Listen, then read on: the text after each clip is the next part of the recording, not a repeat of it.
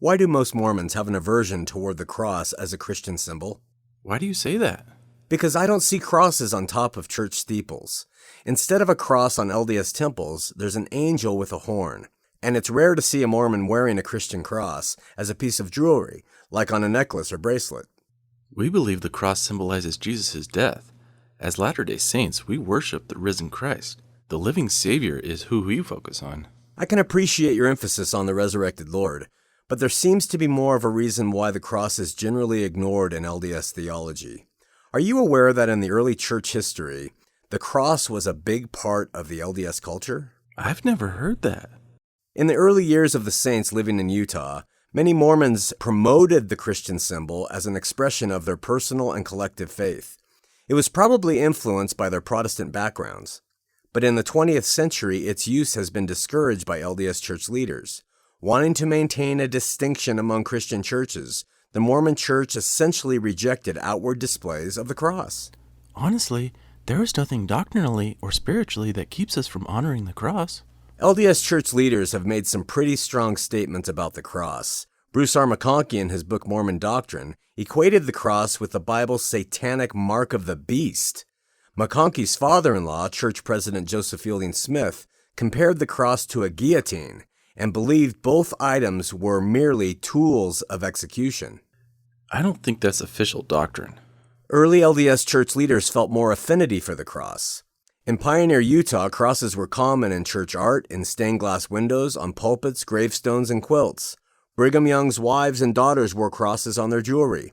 Crosses appeared on cattle in the Salt Lake Valley as the official LDS church brand. Come to think about it, I have seen Pioneer photos of women wearing crosses. I've always wondered about that. In 1916, the presiding bishop of the LDS Church proposed to the Salt Lake City Council to place a giant cross on the top of Ensign Peak as a way to honor the Mormon pioneers. But there was opposition from within the ranks of church leadership who saw the cross as more of a Catholic symbol. As a result, the proposal was discarded. The real roots of opposition to the cross took hold in the 1930s when the Utah Roman Catholic Church became more concentrated and powerful in the community.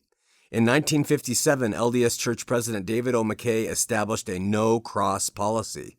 From that day forward, Mormons look negatively on anyone wearing a cross.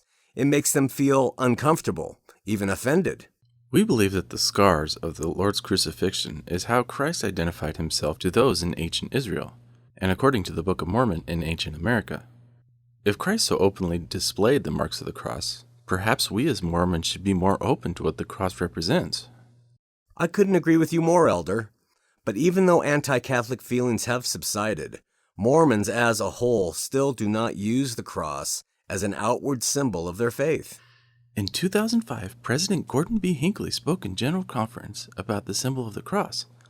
He recognized how other churches view the symbol and said, "But for us, the cross is the symbol of the dying Christ, while our message is a declaration of the living Christ." My prayer is that someday Latter-day Saints will come to understand the significance and meaning of what Christ accomplished for them on that cross. The cross represents the redemption that Jesus won for us. There is no salvation without redemption, and the cross is where Jesus redeemed us. The death and resurrection of Jesus Christ is the gospel message of the Bible. The word gospel means good news. Therefore, the symbol of the good news is the cross. If you liked this video, give us a thumbs up. Hated it? Give us a thumbs down. Help support us by subscribing to this channel. Don't forget to check out the description below to learn more. Thanks for watching Talking to Mormons.